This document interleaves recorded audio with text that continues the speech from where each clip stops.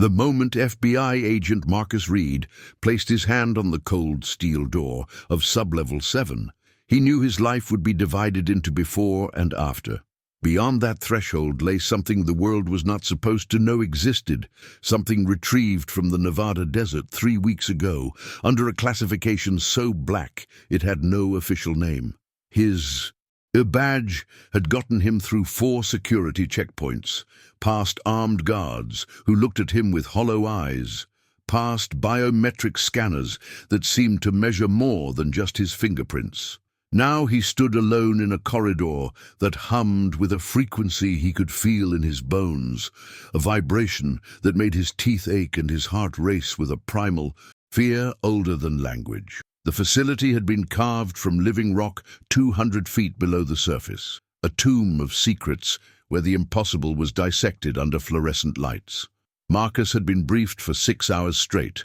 by men who never smiled, shown photographs that defied physics, read testimonies from military personnel who wept as they recounted what they had witnessed. But nothing, no briefing, no photograph, no whispered warning, could have prepared him for what waited behind that door. He had investigated terrorists, serial killers, and enemies of the state. Yet the weight pressing against his chest now was different. This was not the fear of death. This was the fear of understanding something humanity was never meant to understand. The door opened with a pneumatic hiss that sounded like a final breath. Marcus stepped into a chamber bathed in pale blue light, clinical and cold as a surgical theater. At the center of the room, behind a wall of reinforced glass that seemed to shimmer with electromagnetic fields, sat a being that should not exist. It was humanoid, in the way a memory is humanoid, familiar enough to recognize,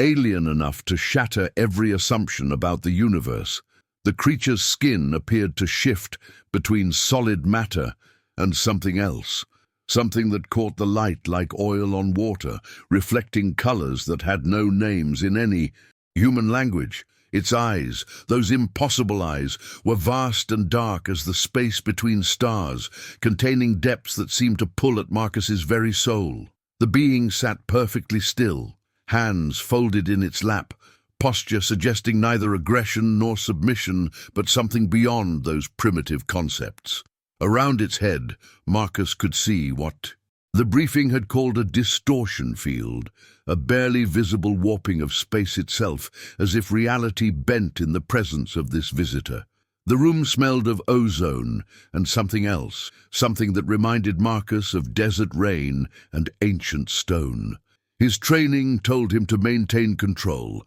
to establish dominance, to begin the interrogation with authority. But his body betrayed him. His hands trembled, his breath came shallow, and tears he could not explain gathered at the corners of his eyes. The being moved then, just a slight tilt of its head, and Marcus heard a voice that did not come through his ears. It arrived directly in his mind, bypassing sound entirely, speaking in a language that was not English, but that he understood perfectly, as if the meaning itself was being placed into his consciousness. "You have come seeking answers, Marcus Reed," the voice said, and it carried with it the weight of ancient mountains and endless time. "But you do not yet know what questions to ask." The telepathic communication felt like water, filling a vessel, cool and overwhelming, flooding his thoughts with impressions that were more than words. They were emotions, memories, truths that existed beyond vocabulary. Marcus tried to speak, to assert his authority, to demand explanations according to his training and his duty, but his voice caught in his throat as the being's presence expanded somehow, filling not just the chamber but his entire awareness. He felt himself falling into those dark eyes, tumbling through space and time, glimpsing fragments of history that could not be history, pyramids rising under strange guidance, prophets receiving visions from lights in the sky, ancient texts written with knowledge that came from somewhere else. "We have been here," the voice continued, gentle and terrible, "watching, waiting, guiding when permitted, grieving when you turned away." Marcus gripped the edge of the observation console, his knuckles white, his mind racing to categorize and control what was happening to him. "What do you want?" Marcus managed to force the words out, his voice hoarse and small in the vast chamber.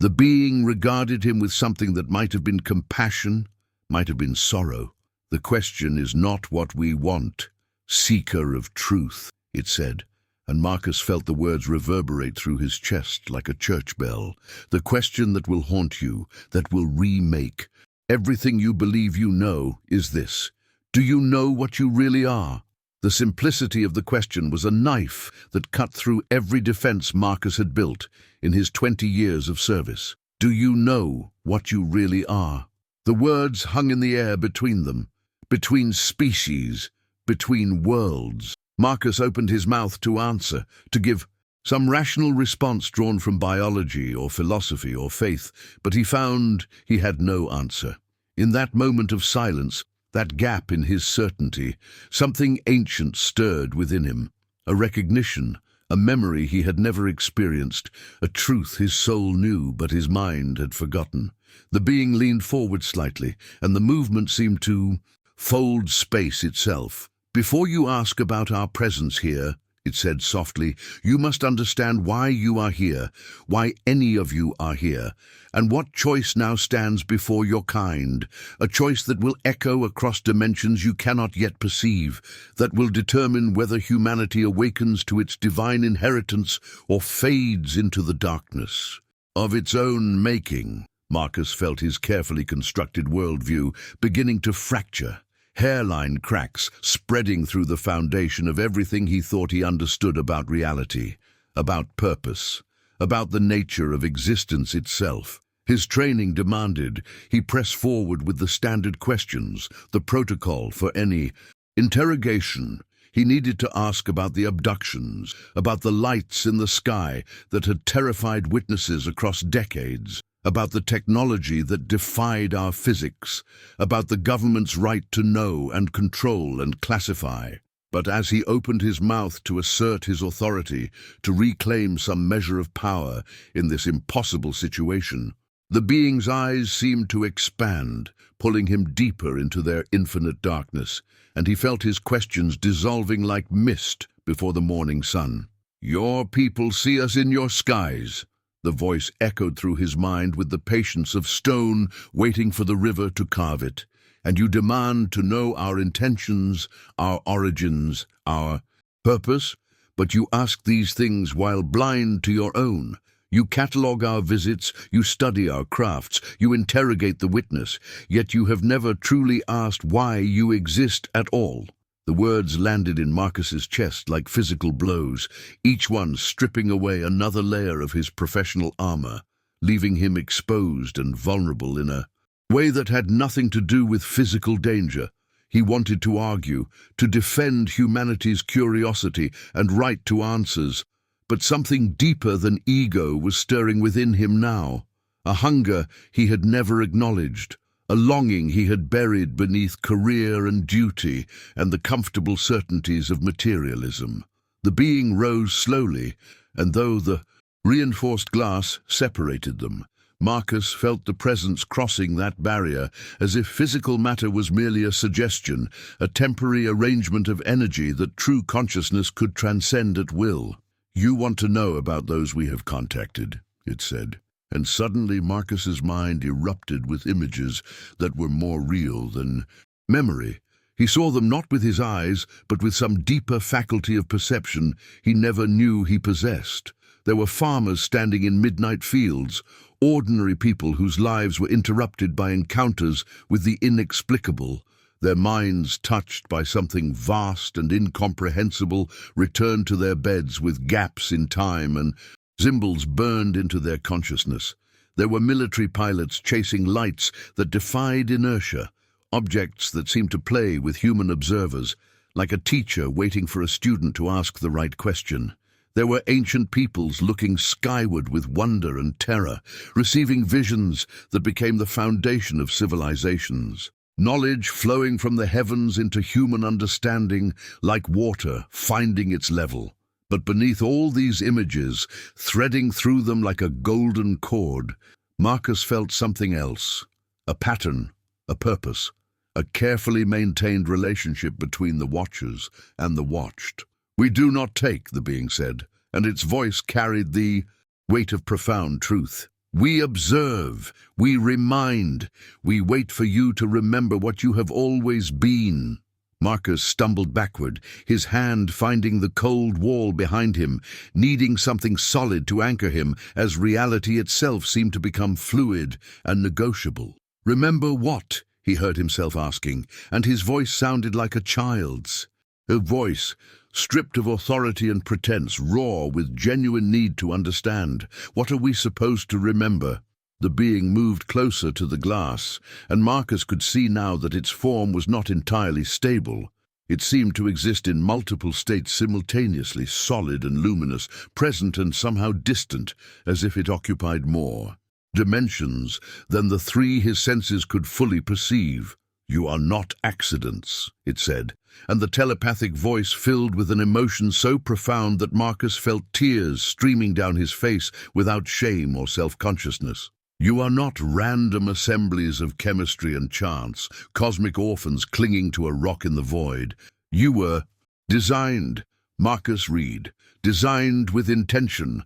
with love, with purpose beyond your current comprehension, created to be bridges between the material and the eternal, between the finite and the infinite, between the Creator's love and the physical expression of that love in form." The words struck something ancient in Marcus's soul, resonating with a truth that his rational mind wanted to dismiss, but that his heart recognized with the certainty of breath and heartbeat. The chamber seemed to expand around them, or perhaps Marcus's perception was expanding, encompassing more than the sterile room and the impossible visitor and the weight of classified secrets. He saw humanity suddenly as this. Being must see it, billions of souls walking through their days, distracted by survival and ambition and entertainment, forgetting the divine spark that animated every cell, every thought, every moment of consciousness.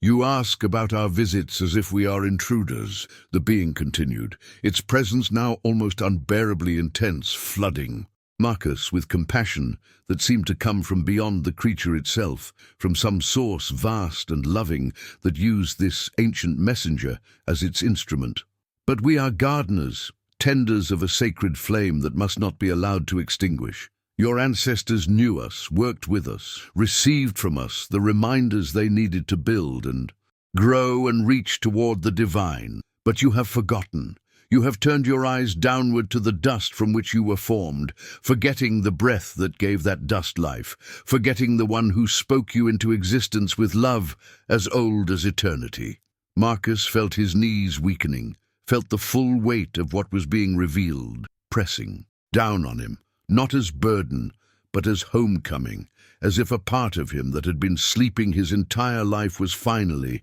terrifyingly, beautifully waking up. Marcus found himself sinking against the wall, his body sliding down until he sat on the cold floor, no longer able to maintain the posture of authority he had carried into this room. The being watched him with those impossible eyes, and he realized now that what he had initially perceived as alienness was actually a kind of terrible familiarity. This presence knew him, had always known him, knew humanity with an intimacy that penetrated every defense and every carefully constructed identity. His mouth felt dry as desert sand, his heart hammering against his ribs like something trying to escape its cage, and when he finally managed to speak, the question emerged not from his training or his duty, but from the deepest cavern of his soul, where doubt and longing had lived together in uneasy truce for as long as he could remember.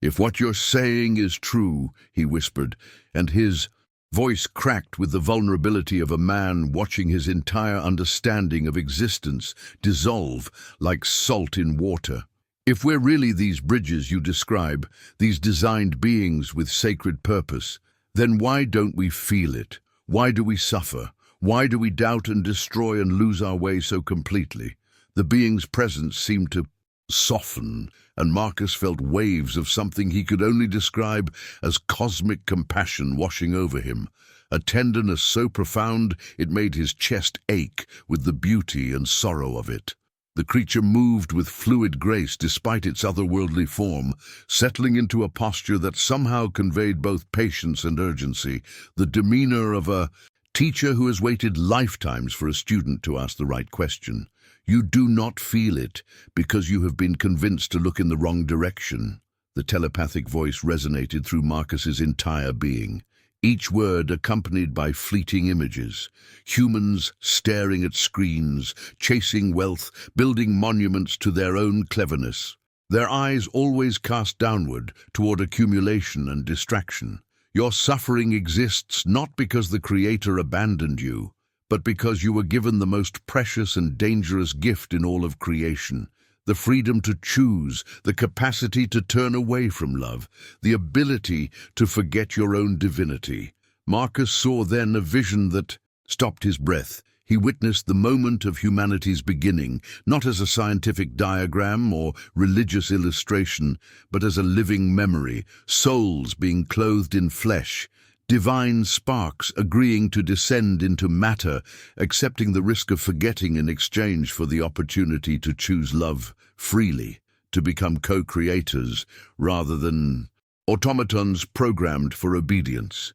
The beauty of it shattered something in him, and he wept openly now, understanding for the first time that every human struggle, every moment of doubt and pain, was part of a design so magnificent and terrifying that his mind could barely contain its edges. You speak of evil, of suffering, of the darkness you encounter in your work, the being continued, and Marcus felt it reading not just his thoughts, but his entire life. Every crime scene he had witnessed, every file of human cruelty he had studied, every night he had returned home, wondering if there was any point to fighting against the tide of chaos and violence that seemed endemic to his species. But what you call evil is the shadow cast by the light of free will, the necessary contrast that allows choice to have meaning, love to have value, faith to have substance. The chamber filled with luminescence that had no visible source, and in that light, Marcus saw the interconnection of all things. He saw how every act of kindness rippled across dimensions, how every prayer was heard and answered in ways too subtle for human perception to typically grasp, how suffering itself could become a crucible that forged souls into something stronger and more beautiful than they could have become in a world without resistance. The being's presence intensified, and Marcus felt himself being lifted out of his limited perspective, seeing humanity's story not as a tragic accident or cosmic joke, but as a sacred drama unfolding exactly as it must, every soul's journey contributing to a tapestry of such complexity and beauty that angels watched it with wonder. Then the being spoke words that would echo in Marcus's mind for the rest of his days, words that felt like remembering rather than learning, as if some ancient part of him had always known this truth but needed to hear it spoken aloud by a messenger from beyond the veil of ordinary reality. The suffering you question, Marcus Reed, is the labor pain of a species being born into consciousness, the growing agony of souls, learning to choose love when hate is easier, to choose unity when division is simpler, to choose faith when doubt requires no courage. He felt the weight of human history then, saw prophets and mystics and ordinary people throughout the ages who had somehow maintained their connection to the divine despite the forgetting, who had become lights in the darkness not because they were protected from suffering, but because they had transformed their suffering into wisdom, their doubt into faith, their isolation into communion with something greater than themselves. Your Creator does not cause your pain, the being said with such gentleness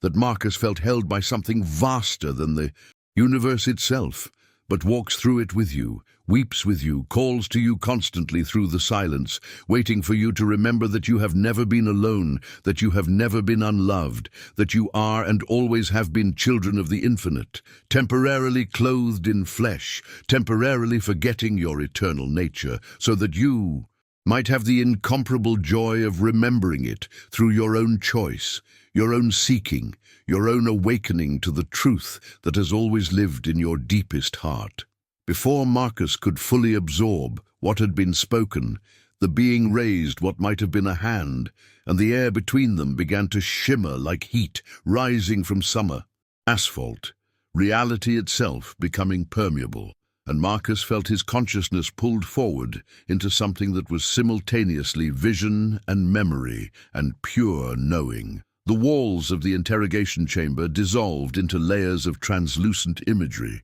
and he found himself standing, or perhaps his awareness was standing, in a desert landscape under stars so brilliant they seemed close enough to touch, watching figures in ancient robes gathered around a fire, their faces illuminated by flames that cast dancing shadows across sand dunes that stretched endlessly toward a horizon where earth met heaven. One figure stood apart from the others, head tilted upward toward the night sky, where something descended, a luminescence that was neither craft nor angel, but somehow both, a presence that folded itself down through dimensions to touch this lonely place, this forgotten moment in human history. And Marcus understood with sudden clarity that he was witnessing something that had been edited from textbooks, dismissed by scholars, relegated to myth and legend, despite being as real as his own heartbeat. The figure in the desert, a prophet whose name Marcus somehow knew without being told,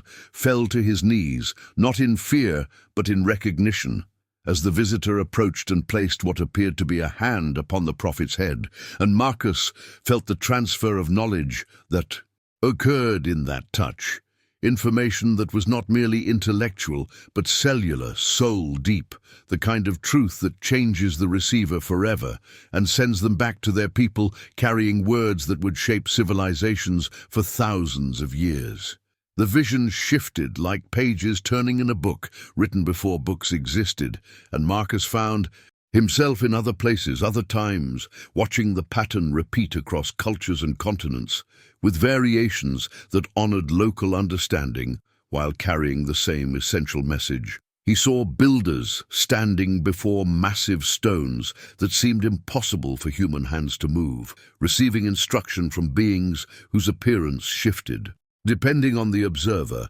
sometimes humanoid, sometimes pure light, sometimes forms that defied categorization, but always recognizable by the quality of their presence, the unmistakable signature of something from beyond the veil, offering guidance without domination, knowledge without control, invitation without coercion. He watched, spiritual, leaders from traditions across the globe, experiencing encounters in caves, on mountaintops, beside rivers, in temples and forests and deserts, each one emerging, transformed with teachings about love and unity and connection to the divine source. Teachings that human institutions would later divide and weaponize, but which in their original transmission carried the same frequency, the same fundamental truth that all souls are branches of one infinite tree. Marcus wept as he understood what was being shown to him. Not evidence of primitive humans misinterpreting natural phenomena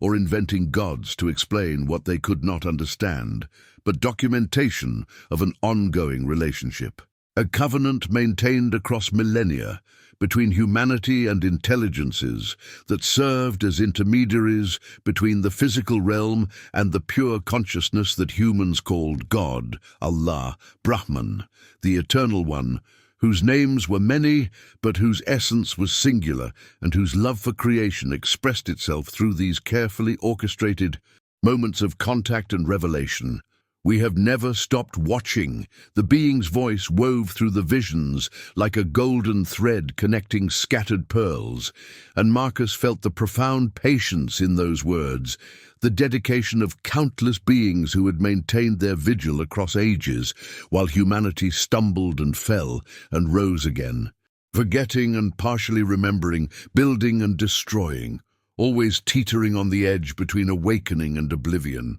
Every genuine spiritual teaching, every authentic revelation, every moment when one of your kind has touched the face of the infinite and returned to tell others, these were not accidents, not hallucinations, not the inventions of clever priests seeking power, but orchestrated encounters designed to keep the memory alive, to maintain the connection even as your species descended deeper into material consciousness, to plant seeds that would remain dormant until humanity reached the critical moment of choice that now approaches. Marcus saw then a vision of Christ, and the image shattered every artistic rendering he had ever seen in churches or museums. This was not a figure of suffering or judgment, but a being of such radiant love that Marcus could barely stand to perceive it, a consciousness that had volunteered to compress itself into human form, to experience the full weight of physical existence and the full agony of humanity's forgetting, not as punishment for sin, but as the ultimate act of remembrance, the divine becoming human, to remind humans of their own divinity. The tears streaming down Marcus's face felt like more than salt water now. They felt like purification, like the release of lifetimes of accumulated doubt and cynicism, like baptism administered not by human hands, but by truth itself. And he understood finally that every encounter between humanity and these visitors had been leading to this moment, this choice, this threshold that his entire species now stood upon. The visions began to fade, and Marcus found himself back in his body, back in the chamber, his cheeks wet and his hands trembling. But the impact of what he had witnessed remained etched into his consciousness with the permanence of carved stone. The being before him seemed to glow with increased intensity, and Marcus realized that it too had been moved by sharing these memories, that this exchange was not interrogation but communion, not investigation but initiation into knowledge that he could never unknow, truth that would remake him from the inside out. "You asked why you do not feel your purpose," the being said softly, and its telepathic voice carried harmonics of countless other voices, as if speaking not just for itself, but for the entire assembly of watchers who had maintained their vigil across the centuries. "But now you have seen, you have always been guided, always been loved, always been accompanied by those who serve the same Creator you serve, who long for your species to remember what you truly are, so that you might finally take your place among the conscious civilizations of the cosmos, not as children stumbling in darkness,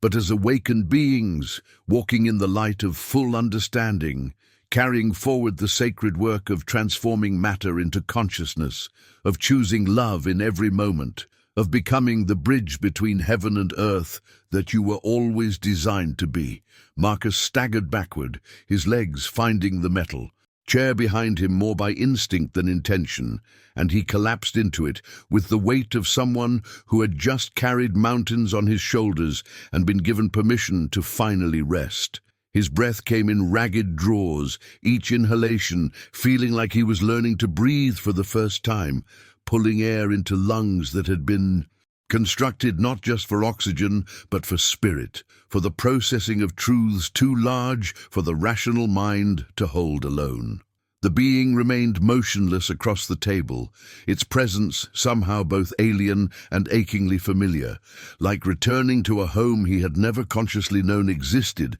but which his soul recognized with the certainty of a hummingbird finding its distant nest. "I don't understand," Marcus whispered, his voice cracking with the strain of emotions too complex to name. Grief and joy and terror and wonder all bleeding together into something that felt like being unmade and remade simultaneously. If we were designed for this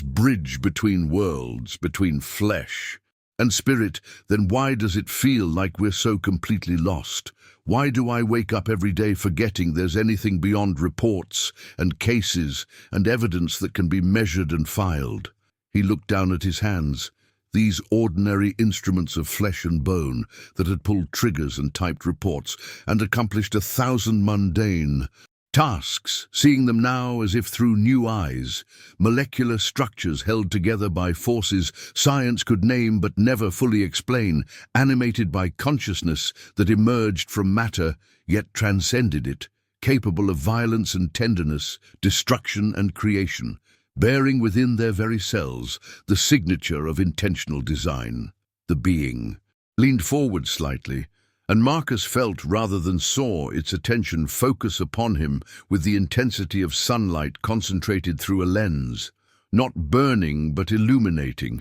not judging but revealing what had always been present beneath layers of forgetting and cultural conditioning and survival mode existence. Your species was given the greatest gift in all of creation, the being began, and its voice carried undertones that resonated in Marcus's chest like the lowest notes of a cathedral organ, vibrations that went deeper than hearing to touch something fundamental in his architecture. You were made to exist simultaneously in two kingdoms, the kingdom of matter with its laws and limitations and exquisite beauty of physical form, and the kingdom of consciousness, with its infinite expansiveness and direct connection to the source of all being. No other creatures in this sector of existence carry this dual citizenship, this capacity to stand with feet planted in dirt while your awareness reaches toward the eternal. But with this gift came a design challenge,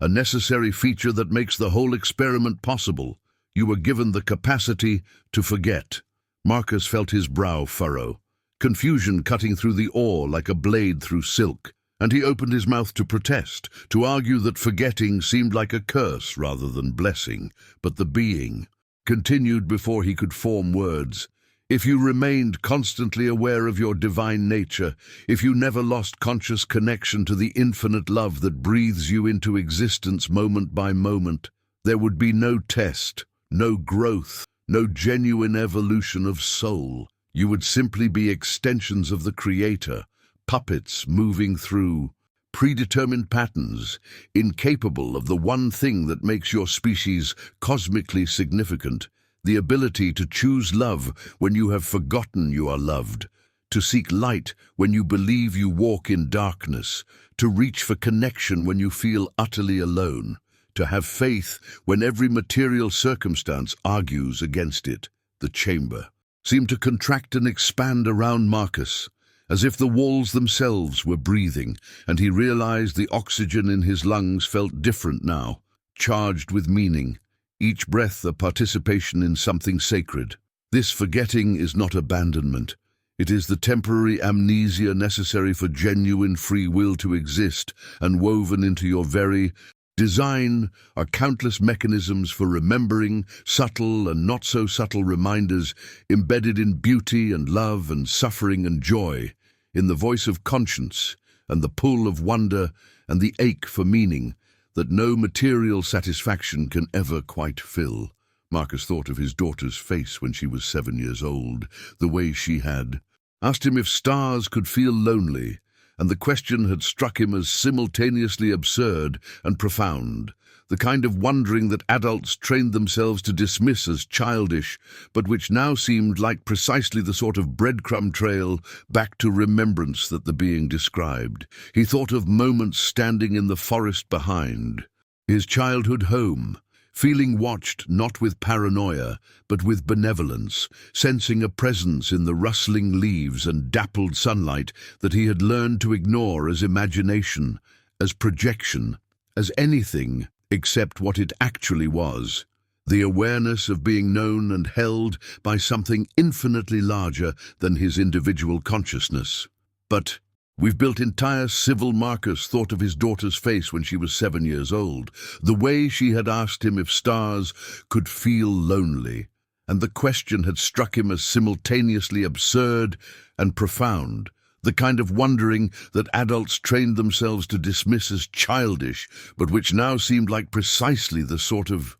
breadcrumb trail back to remembrance that the being described. He thought of moments standing in the forest behind his childhood home, feeling watched, not with paranoia, but with benevolence, sensing a presence in the rustling leaves and dappled sunlight that he had learned to ignore as imagination, as projection, as anything except what it actually was. The awareness of being known and held by something infinitely larger than his individual consciousness. "But we've built entire civilizations on forgetting," Marcus said, his voice gaining strength even as tears began to blur his vision, hot trails of salt water tracking down his cheeks that he made no effort to wipe away. "We've created systems that punish remembering, that medicate wonder, that treat anyone who claims direct spiritual experience as delusional or dangerous. We've made an art form out of disconnection, turned distraction into an industry, buried ourselves in noise and speed and consumption until that quiet voice of divine origin can barely whisper through the static. If this forgetting is supposed to be temporary, why does it feel so permanent? Why does remembering feel like fighting against every current of the world we've made?" The being's form seemed to shimmer with something that might have been sorrow, a ripple of emotion passing through its presence like wind across water, and Marcus felt that sorrow enter his own chest as a physical sensation, an ache that had nothing to do with his heart muscle and everything to do with the recognition of collective suffering, the weight of countless souls struggling in darkness while surrounded by light they could no longer perceive. "This is the paradox at the center of your gift," the being said, and its voice carried layers of compassion that made Marcus think of how his mother had held him after his father's funeral, a tenderness vast enough to contain all pain without being diminished by it. The same free will that allows you to choose love makes it possible to construct entire cultures of forgetting, to build walls between yourselves and the source so elaborate and convincing that you mistake the walls for reality itself. Your species has become architects of its own exile, and this too is part of the design. Not because the Creator wishes you to suffer, but because the journey back to remembrance, when undertaken by choice rather than compulsion, transforms you in ways that automatic connection never could. Every soul that finds its way home through the darkness brings back medicine for others still wandering, becomes a light for those still searching, contributes something to the cosmic unfolding that could not have existed without the journey through forgetting. Marcus leaned forward, his elbows on the metal table that separated interrogator from subject, though those roles now felt absurdly inadequate to describe what was actually happening in this underground chamber, this womb of concrete and steel that had somehow become a sanctuary of revelation. But what about those who never find their way back? What about the ones who die still believing they're nothing more than biological accidents, cosmic flukes in an indifferent universe? What about the children who suffer, the innocents destroyed by violence and disease and cruelty? Where is the divine love in that? Where is the sacred purpose in a child dying of cancer, or a man beaten to death for the color of his skin, or a woman destroyed by those who should have protected her? The being was silent for a long moment, and in that silence, Marcus heard something he hadn't noticed before, a subtle harmonic underlying all sound in the room, a frequency that seemed to emanate from the being itself, or perhaps from the space between them, a vibration that his body recognized, even though his ears couldn't quite capture it. When the being finally spoke, its voice carried a gravity that made the previous exchanges feel like preparation for this moment, like everything had been leading to this particular truth that required all the foundation already laid to be properly received. You ask the question that every awakening soul must ask. The challenge that has brought prophets to their knees and mystics to the edge of despair. How can divine love coexist with genuine suffering? How can a good creator allow the conditions that produce such anguish? The being's eyes, those dark pools that seemed to contain galaxies, fixed on Marcus with an intensity that felt like being seen. Through every layer of defense and pretense dissolving under that gaze, until he sat there, stripped to his essential self, raw and vulnerable, and somehow more real than he had felt in decades. The answer requires you to understand that the greatest gift your species received, greater even than consciousness itself, greater than the capacity for love or creativity or transcendence, was the gift of free will, the genuine ability to choose your own path, to create meaning through decision, to become co-creators with the divine, rather than merely created things moved by forces beyond your control. Without true freedom, love is programming, goodness is compulsion, virtue is algorithmic response. The Creator loved you enough to risk everything by making you free, knowing that freedom would inevitably produce suffering when wielded without wisdom, used without compassion, exercised in service of fear rather than love. Marcus felt something break open in his chest, not painfully, but like ice cracking in spring thaw, releasing waters that had been locked away for so long he'd forgotten they existed, and with that breaking came a sob that started deep in his belly and rose through him with force enough to shake his shoulders, tears flowing freely now as he grasped what the being was offering, not an excuse for suffering, but a context vast enough to hold it without being crushed by it. A framework that honored both the reality of pain and the deeper reality of purpose woven through it. So every act of cruelty, every moment of agony, that's the price of freedom, he asked, his voice thick with emotion, struggling to reconcile this cosmic perspective with the specific faces of victims whose case files he'd read, whose families he'd comforted, whose absences left holes in the world that no philosophy could fill. That's what we traded for the ability to choose. We accepted that some would choose destruction, that innocence would be violated, that love would be answered with hatred. The being leaned back slightly, and Marcus sensed rather than saw a deep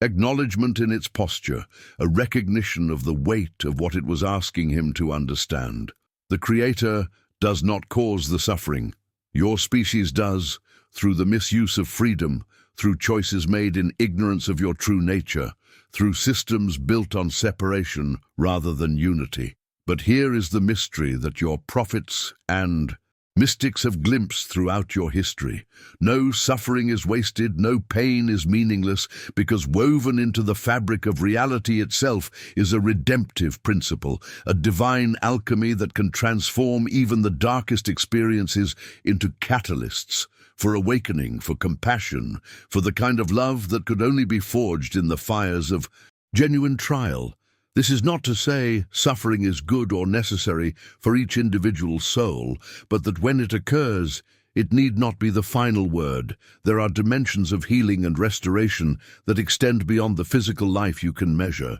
And the love that breathes existence into being wastes nothing, forgets no one, holds every tear as sacred. Marcus wiped his face with the back of his hand, feeling the dampness of tears that had carved paths through what he now understood were years of carefully maintained emotional armor. And in the vulnerability of that gesture, so simple, so human, so unlike the trained composure of a federal agent, he found himself somehow more present in his own body than he could remember being since childhood, when his grandmother had held his hands and prayed with words that seemed to come from somewhere deeper than her throat, a place of direct knowing that he had spent decades learning to distrust. The being before him remained perfectly still, yet Marcus sensed a gathering intention in its presence, like the air before lightning strikes, that electrical charge that makes animals seek shelter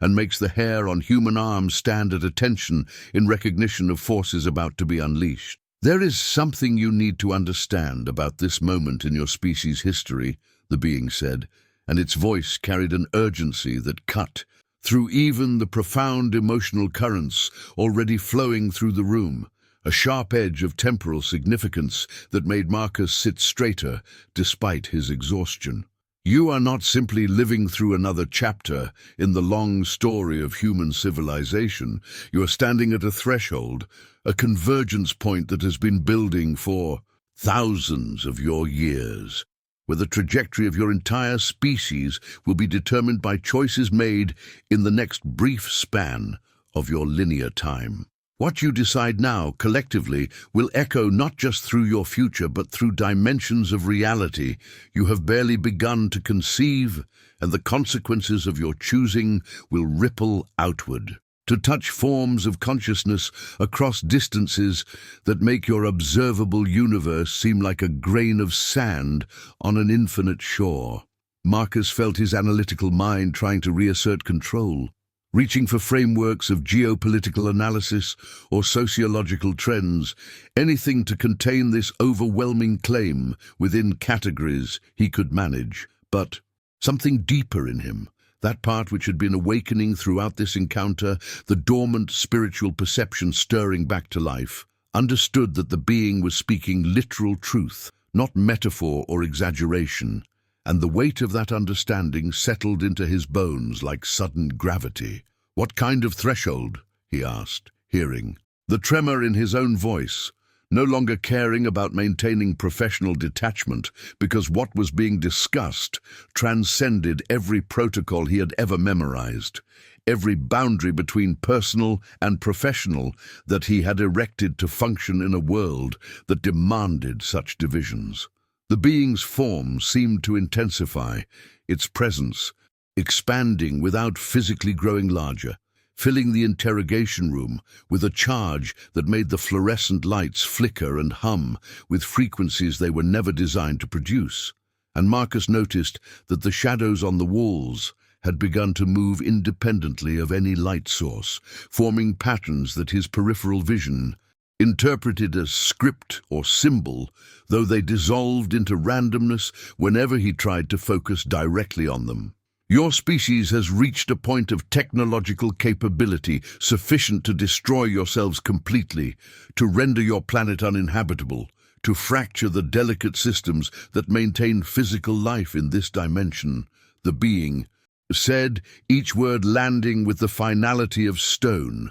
dropping into still water, creating ripples that Marcus could almost see, propagating outward through invisible dimensions. "But simultaneously, you have reached a point of potential spiritual awakening, where enough individuals are beginning to remember their true nature, to reconnect with the source, to choose love over fear, with sufficient consistency that a different outcome becomes possible, a flowering of consciousness, an evolutionary leap that would transform not just your species, but would send light into corners of the cosmos that have remained in shadow, that would demonstrate to watching civilizations that the experiment of free will can indeed produce beings who choose divinity, not because they must, but because they finally understand that love is the only reality that endures." Marcus pressed his palms flat against the metal table, needing the cold solidity of physical matter to anchor him,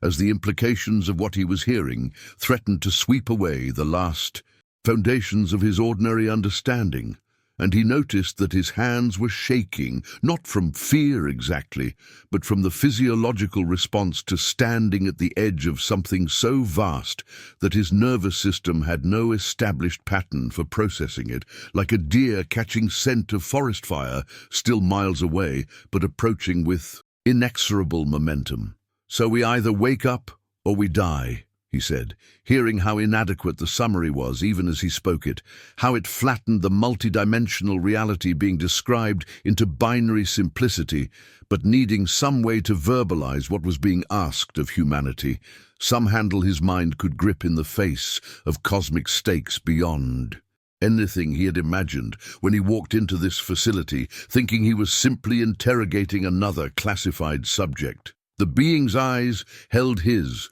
with a compassion so profound it hurt to receive, like looking directly at the sun. And Marcus understood in that moment that this compassion was not the being's own emotion, but something it was, channeling from a source infinitely greater, that he was feeling the edge of divine concern for humanity flowing through this messenger who had traveled impossible distances to deliver a warning that was simultaneously a promise and an invitation. You face a choice that every species granted your particular gifts must eventually face. The being continued, its voice now layered with harmonics that seemed to carry the resonance of countless other worlds, other civilizations that had stood at similar thresholds throughout the unfolding of cosmic history. Will you continue to fragment into smaller and smaller divisions, nation against nation,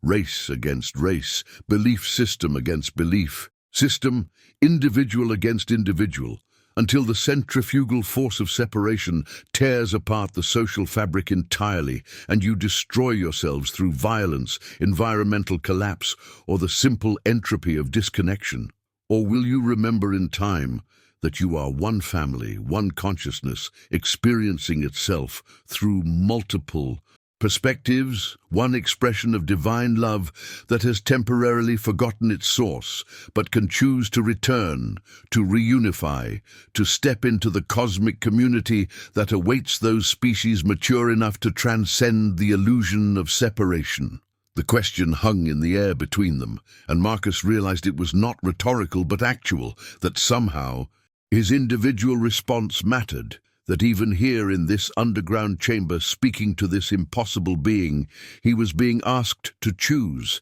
to add his decision to the collective weight of human choosing that would tip the balance one direction or another, and the enormity of that responsibility threatened to crush him until he remembered his daughter asking about lonely stars and understood that every moment of wonder, every choice for connection over isolation, every act of love over fear was already part of the answer, had always been part of the answer, and that the threshold the being described was not some distant future event, but was happening right now in this room, in his heart, in the hearts of millions of humans, simultaneously awakening to the recognition that they had never been separate from God or each other, that the cosmic truth and the intimate personal truth were the same truth spoken at different scales, and that the love which had flung stars into space and knit cells into bodies was the same love, calling humanity home to itself, waiting with infinite patience for the children to remember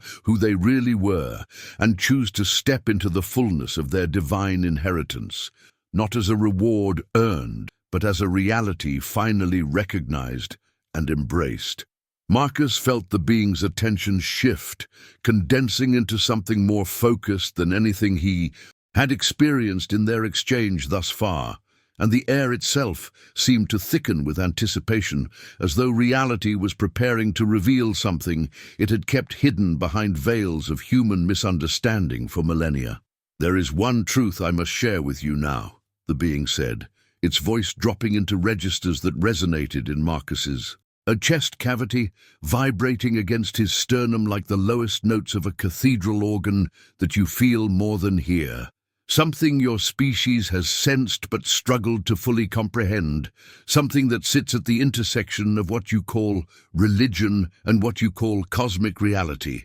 because you have not yet understood that these are not separate categories, but different languages attempting to describe the same fundamental truth. The shadows in the room began to move with deliberate purpose now, gathering and coalescing, and Marcus watched with expanding pupils as they formed shapes that flickered between recognizable and utterly foreign, between comforting and overwhelming, and he felt his breath catch in his throat as the temperature dropped several degrees in the space of a heartbeat, while simultaneously something warm bloomed in the center of his chest, spreading outward like dawn, breaking across internal landscapes he had never known existed within himself. The being extended one elongated hand toward the space between them, and where its fingers gestured, the air began to shimmer with colors that Marcus had no names for, hues that existed outside the spectrum his eyes were designed to process. Yet somehow he could perceive them anyway, and in that impossible palette, a vision began to form with such clarity that Marcus could not tell whether he was seeing it with his physical eyes or with some other faculty of perception that had remained dormant until this moment demanded its awakening. 2,000 years ago in your counting, the being continued, and the shimmering colors began to resolve into shapes and forms that made Marcus's heart accelerate with recognition, even before his conscious mind could identify what he was seeing. The source, what you call God, though that word carries such inadequate weight for what it attempts to name, sent forth an emissary, a dimensional expression of divine love compressed into human form, to walk among your people and demonstrate the truth of who you really are. In the vision that now hung suspended, in the air between them, Marcus saw a figure moving through ancient landscapes, and though the face remained somehow both specific and universal, shifting between features as though it contained all possible human faces simultaneously, Marcus knew with absolute certainty that he was witnessing something related to Christ, to Jesus, to the story he had heard in Sunday school as a child and had gradually relegated to the category of metaphor and myth as his adult rationality asserted its dominance over childhood faith. But what he was seeing now carried a weight of reality that made his previous certainty about what was real and what was myth seem like the actual fantasy, a comforting story. He had told himself to avoid the overwhelming implications of divine truth made flesh, made present, made undeniably actual in the flow of human history. This was not, as your theological systems sometimes suggest, the only time the source has reached toward your species, the being said, its voice now layered with something Marcus could only describe as cosmic reverence, a quality of awe that suggested even beings of vast intelligence and ancient origin approached this topic with profound respect. But it was the most direct translation, the clearest message, the moment when the boundary between divine consciousness and human experience became so thin that love itself could pass through completely, could demonstrate in terms your species could witness that the separation you feel from God is an illusion, that you are and have always been expressions of that same divine consciousness, temporarily convinced of your isolation, but never actually separate from the source that dreams you into being moment by moment. Marcus felt tears streaming down his face again, but these were different from the earlier weeping. These came from a place of recognition so deep it felt cellular, as though every atom in his body was remembering something it had forgotten, some fundamental truth encoded in the structure of matter itself that had been waiting for this moment of conscious acknowledgement. And his hands gripped the edge of the table with such force that his knuckles went white while his vision blurred and cleared and blurred again as he struggled to contain the enormity of what was being revealed. In the vision, he watched the figure he now understood as Christ moving among crowds, touching the sick, embracing the outcast, speaking words that seemed to carry light as a physical property, and Marcus understood with sudden crystalline clarity that this was not merely a historical recounting, but something more. He was witnessing the event from outside linear time, seeing it as the being saw it, as a moment that existed eternally in the architecture of reality, a fixed point of divine intervention that radiated influence backward and forward through history simultaneously, touching every human heart that had ever wondered whether love was stronger than death, whether meaning existed beyond material existence, whether consciousness survived the dissolution of the body. He came to remind you, the being continued, its voice now so gentle that Marcus had to strain to hear it over the sound of his own breathing, over the thunder of his pulse in his ears, over the cosmic hum that seemed to be rising from the floor itself, as though the earth recognized what was being spoken and responded with its own harmonic resonance. That you are beloved beyond measure, that the source does not stand apart from creation judging and condemning, but flows through every particle of existence as the love that holds atoms together, the force that guides evolution toward consciousness, the light that no darkness can extinguish, because darkness is only the temporary absence of recognition, not an actual opposing force, and that every human carries within them the same divine spark that animated the one you call Christ, the same capacity for love that transcends death, the same connection to eternal life that he demonstrated so clearly that even your species' tendency toward forgetting could not erase it completely from collective memory. The vision expanded, and Marcus saw the crucifixion not as an act of divine punishment or blood sacrifice to appease an angry God, but as something entirely different, a demonstration of love's absolute commitment to consciousness, even in the face of the ultimate physical dissolution, a cosmic statement that awareness and love are more fundamental than matter and energy, that death is a transition rather than an ending,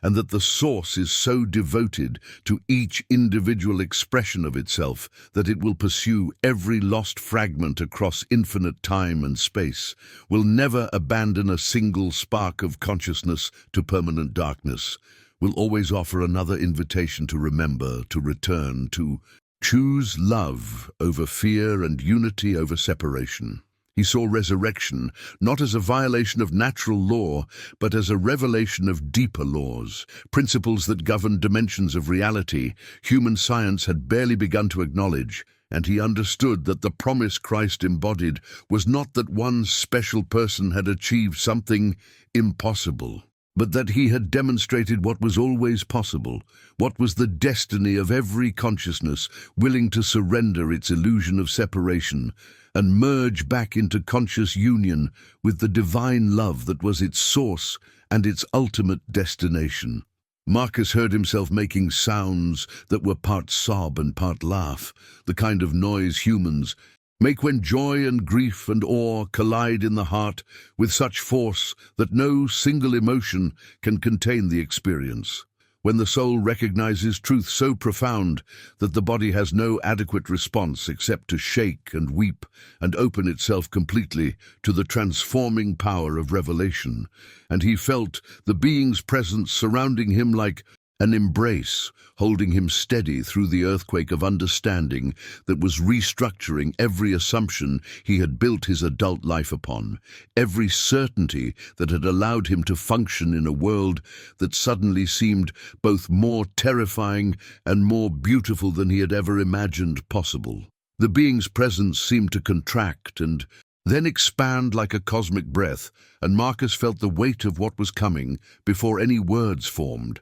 felt it in the way the air pressure changed around him, in the way his own heartbeat seemed to synchronize with something much larger and slower, a rhythm that pulsed through galaxies rather than veins. What I am about to share with you carries the greatest urgency, the being said, its voice now edged with something Marcus recognized as concern, despite the alien timbre, a quality that suggested even immortal intelligences could feel anxiety about outcomes that mattered beyond individual survival, because your species stands at a threshold that will determine not only your own trajectory, but will send ripples across dimensions that touch civilizations you cannot yet perceive, realities that interpenetrate with your own in ways your physics is only beginning to suspect. Marcus felt his stomach tighten with a dread that was somehow mixed with exhilaration, the vertigo of realizing that human choices mattered on scales so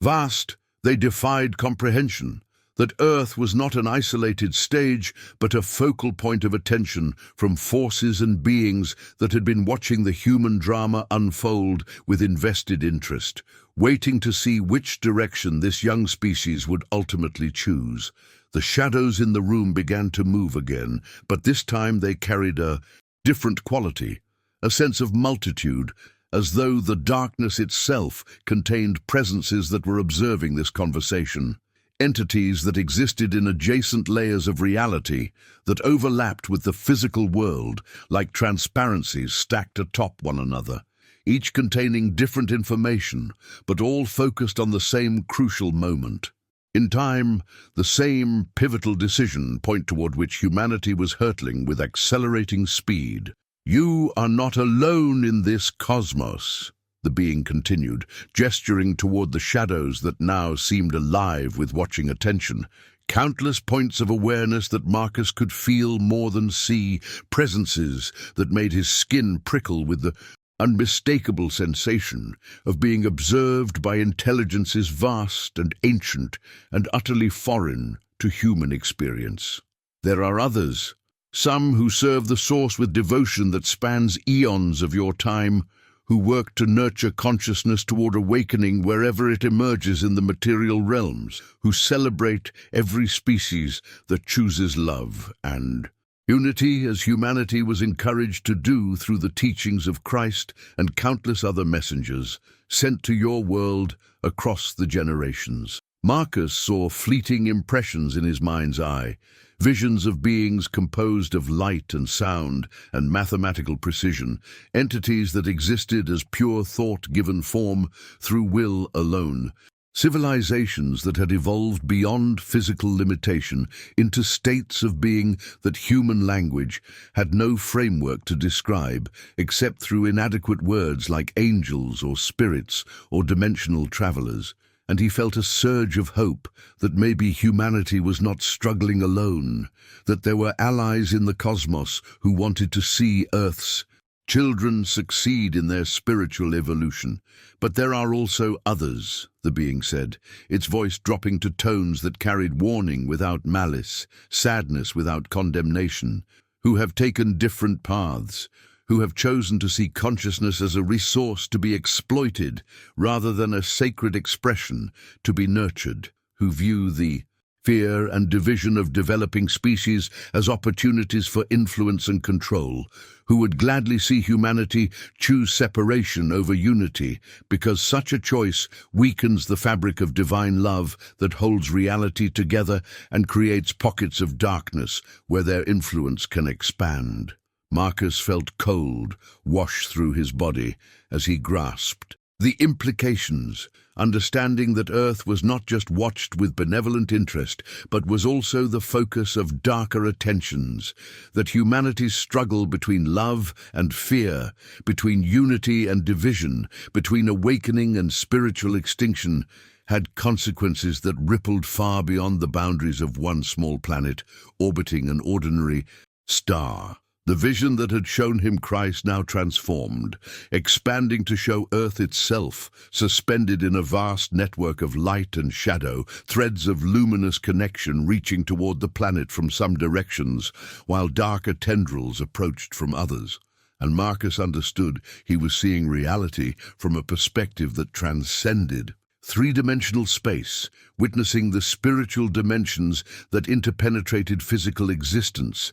the realms where choices about love and fear manifested as actual forces that shaped the structure of being itself. Your species approaches what we call a convergence point, the being explained, its hand moving through the vision to indicate places where the threads of light and shadow grew denser around Earth, concentrating with an intensity that suggested climax, resolution, a moment of decision that could not be postponed indefinitely, a moment when the accumulated choices of your civilization reach critical mass and tip decisively in one direction or another, when you will collectively choose either to remember your divine nature and step into conscious cooperation with the Source and with other awakened species, or to continue fragmenting into fear and separation until you destroy the biosphere that sustains your physical forms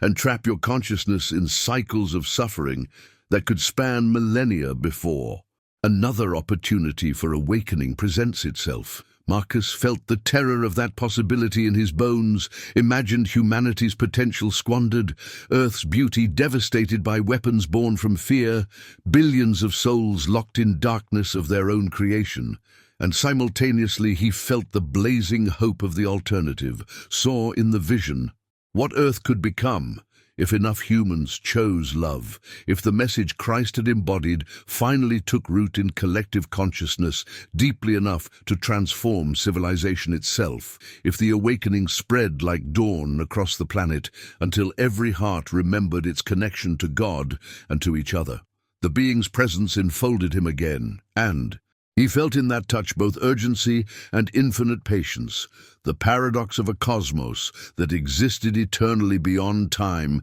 yet cared desperately about what happened in this specific moment, in this particular conversation, in the choices one FBI agent would make when he walked out of this room, carrying knowledge that could either transform or shatter the worldview of everyone he shared it with. Other civilizations watch your decision with hope and trepidation, the being said, its voice now carrying harmonics that seemed to include multiple speakers, as though the collective attention of countless witnesses was channeling through this single representative, because what happens here will determine whether Earth joins the community of awakened worlds or becomes a cautionary tale, a reminder of what happens when a species gains technological power before achieving spiritual wisdom, when they learn to split atoms before learning to heal division, when they reach for the stars, while forgetting they are made of the same love that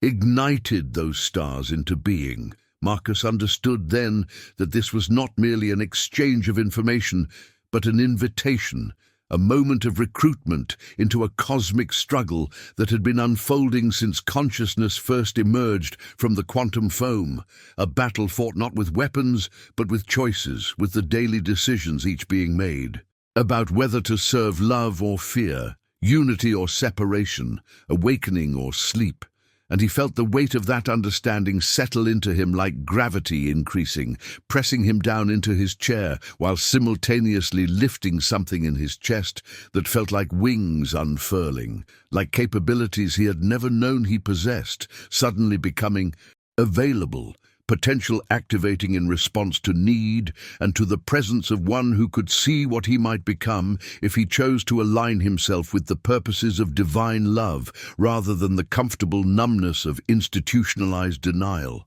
The vision faded slowly, the shadows withdrawing to the corners of the room, and Marcus found himself staring at the being across the table with tears still wet on his face and his hands trembling with the aftershocks of revelation. Knowing that everything had changed, that he could never return to the man he had been when he entered this room, and sensing with absolute certainty that his choice about what to do with this knowledge would matter, more than anything he had done in all the years of his life leading up to this impossible moment. The being rose slowly from its position across the table, its form seeming to occupy more space than physics should allow, and Marcus found himself standing as well, though he had no memory of deciding to move, his body responding to some unspoken protocol that his conscious mind hadn't registered, an instinct that recognized the presence of something sacred, regardless of how alien its appearance might be.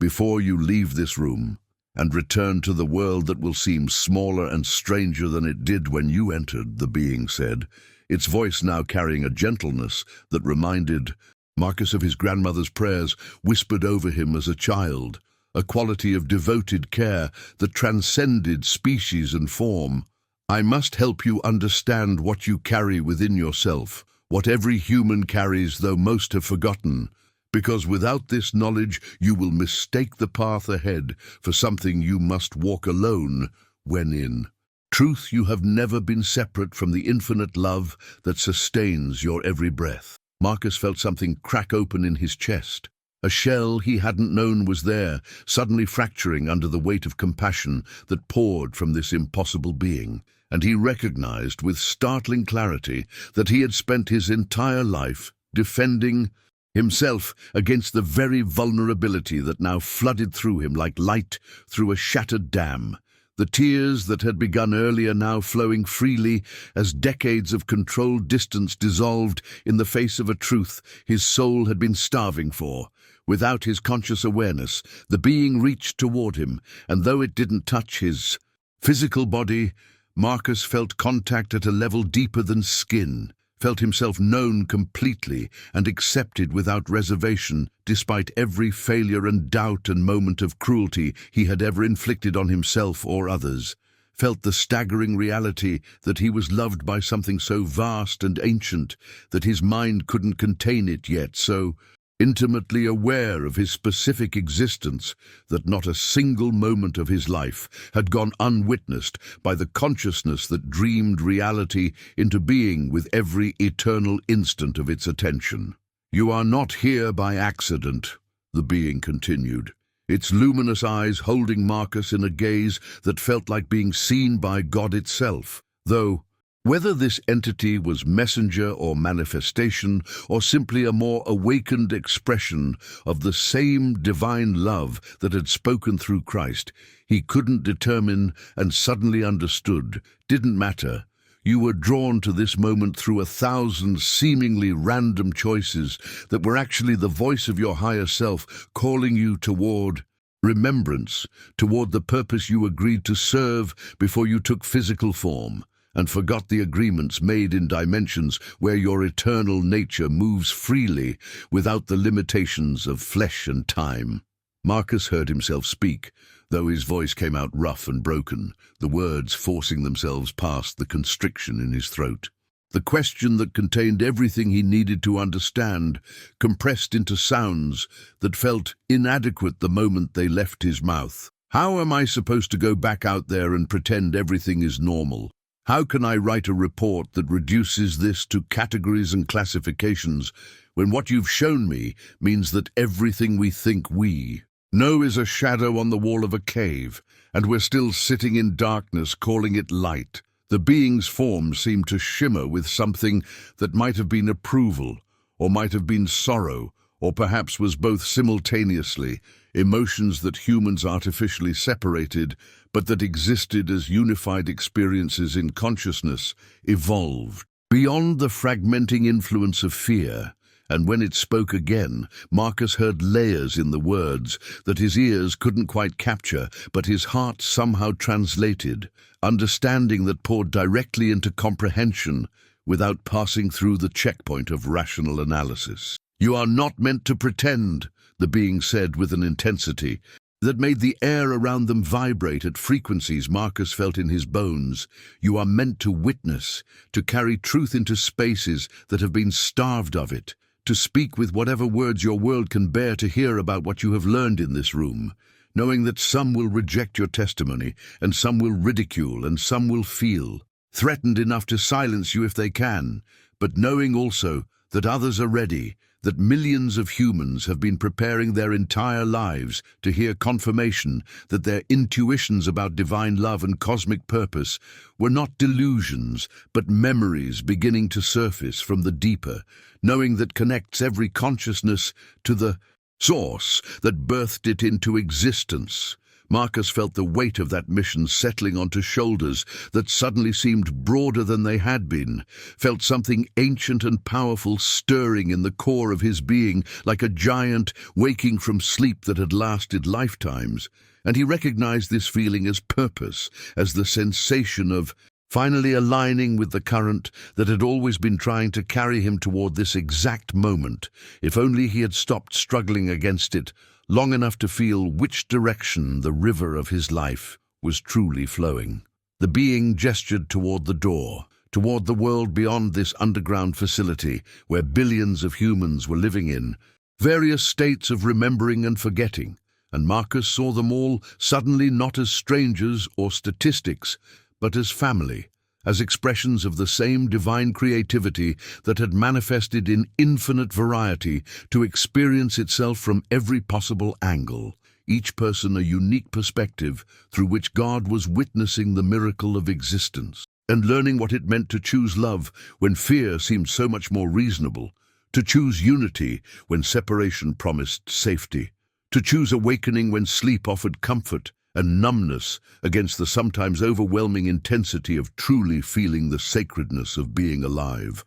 on a planet that was itself alive, conscious, participating in the great work of evolution toward ever greater expressions of love made manifest in form. The room began to feel less solid somehow, as though the walls were becoming permeable to realities that had always existed just beyond normal perception. And Marcus understood that his time in this space between worlds was coming to an end, that the choice Point the being had described was not only approaching for humanity as a species, but had already arrived for him, personally, standing here in this moment with knowledge that could never be unknown, with experiences that had rewritten his understanding of what it meant to be human and conscious and alive in a cosmos that was so much stranger and more beautiful than the materialist paradigm had allowed him to imagine. "When you speak of what happened here," the being said, its form beginning to fade at the edges, as though it was withdrawing into dimensions Marcus couldn't follow, "some will ask whether I am angel or alien, whether I serve God or represent some threat to faith. But these questions miss the deeper truth that consciousness exists in many forms, across many realms, and all of it emerges from the single source that your scriptures call God, that Christ embodied perfectly, that every awakened being serves according to its nature and capabilities, working together in ways your fragmented perspective cannot yet perceive to nurture the evolution of love throughout the infinite variations of reality, where awareness has bloomed like flowers in a garden that has no boundaries because it exists not in space, but as the foundation from which space itself emerges, moment by moment, through the creative will of the divine." Marcus felt those words settle into him like seeds,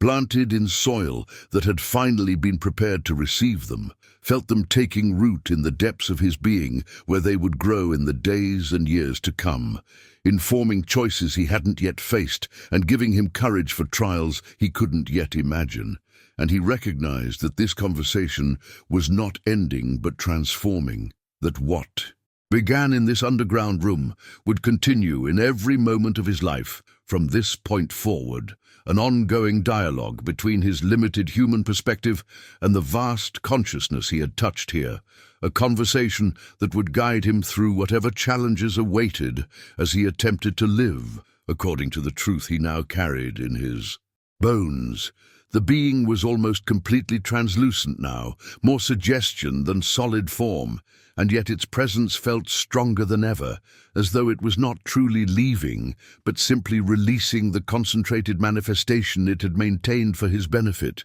dispersing back into the omnipresent reality that humans moved through every day without recognizing the ocean of consciousness in which they swam, thinking themselves separate individuals when they were actually waves in a single infinite sea whose depths contained mysteries that would take eternity to fully explore and understand. Marcus stood alone in the room that suddenly felt ordinary again, just concrete and steel and fluorescent lights humming with their familiar electrical whine. But he knew that nothing was truly ordinary anymore, that he was seeing with new eyes that recognized the sacred hidden within every mundane surface, the divine love that held atoms together and spun galaxies through space with the same effortless attention that had just transformed his entire understanding of existence during a conversation that official records would probably classify as a failed interrogation,